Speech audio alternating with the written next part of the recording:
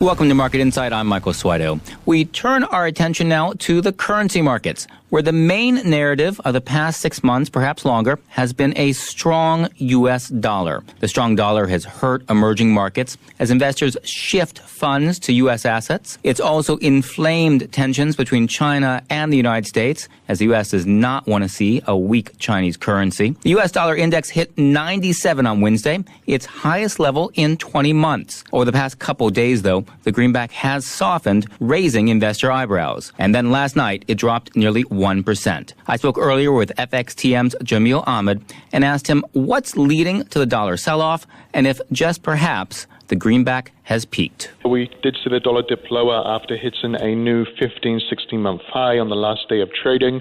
Yesterday was a very negative day for the dollar. A number of different G10 currencies traded by at least 0.5%, and a couple were above 1% against the US dollar, which hasn't happened that often in 2018. And it's probably a sign why the emerging market currencies are most probably rallying on the end of the week, including the Chinese yuan, which is obviously a major story right now. Generally speaking, currency markets, it could be some anticipation of a U.S. midterm election next week, but I would say it's more likely the East-China-U.S. trade tensions, at least on the narrative front, because the stronger dollar was really quite motivated by the prospects of trade tensions. And on top of this, it's probably just a little bit of a technical correction. Everybody knows that the Trump administration do not want a stronger dollar. A stronger dollar is not necessarily a great thing for the U.S. economy, so investors could have just been taking an opportunity to really take profits off the table with the greenback. The strong dollar narrative has also been driven by rising interest rates in the U.S. From what you're seeing right now, do you think this is another dip, or did the dollar peak? I would like to believe that the dollar has peaked. However, the main motivator, aside from, yes, there has been some narrative around the U.S. interest rate story, has been this external market environment and trade tensions, and that's really kind of what motivated the dollar to go on a massive buying spree all the way from the end of Q1. I don't think many people are aware that at the end of Q1, February, March time, the dollar index actually hit its lowest level since 2014, and it was around 88 or so. Wednesday, it rallied as high as 97. That's a big move in the greenback in a couple of months.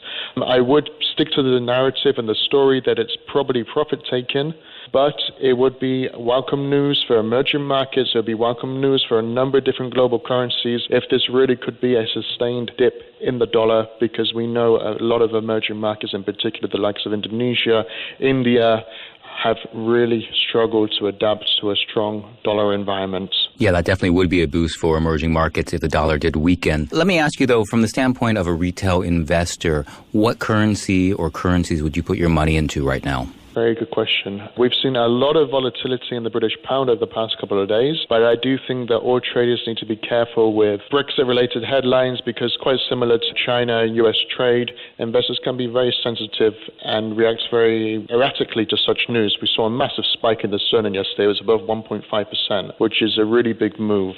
On the longer-term view, I do see some attractiveness in the euro, because if you look at the euro on a historical basis, it's not very often been as low as what it is now. Yes, so we had this period between 2015 and 2016 where it was ranging below 110, but before that it was actually pretty much the turn of the decade. So on a historical level, the euro looks very weak. What is the concern is that the Italian situation could get a lot worse, and obviously we've got these headlines over the potential future of Merkel, what could happen there, but Europe has been dealing with populism, this political risk for a very long time, and these Italian stories are nothing new. As long as the ECB, the European Central Bank, do not react or say that they will delay interest rate rises in Europe, which is something that investors want, I would say that on a longer-term view, the euro is attractive at its current levels, which are roughly 112 over the past 2 or 3 days. One thing which has struck me this past week is the markets don't seem to have really reacted very strongly to the news that Angela Merkel is going to step down as head of her party. I would have expected to see the euro soften or the German market soften, but it seems investors have just shrugged the news off. Why do you think that is? I agree with you, actually. I would have thought there'd be a stronger reaction in the euro. It could be that investors have looked at the recent political events in Germany, the small elections, and seeing this news that the Social Democratic Party are losing power for the first time since the end of World War II. It's quite a big thing. So it might have been priced into the euro somewhat, or just that it doesn't seem that Angela Merkel is going to be stepping down from German Chancellor now, but She's not going to run for another term. I guess nobody expected her to. So there's still maybe 2 to 3 years until the next German election, if I remember rightly. So I guess although Germany is such a spine for the euro economy and also the euro, obviously, that it doesn't seem there's going to be a political reshuffle in the near term and the short term.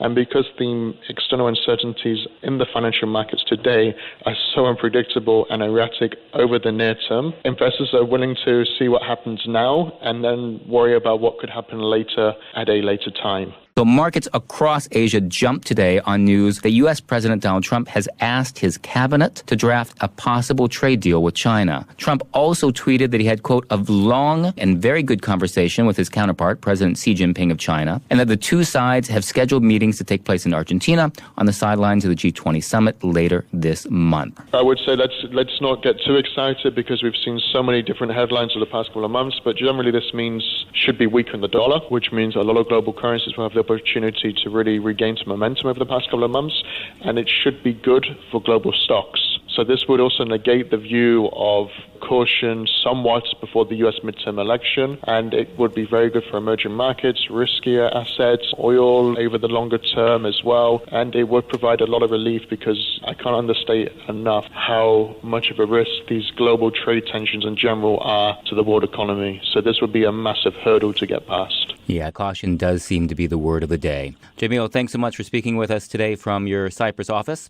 We've been speaking with Jameel Ahmad. He's the global head of currency strategy and market research at FXTM.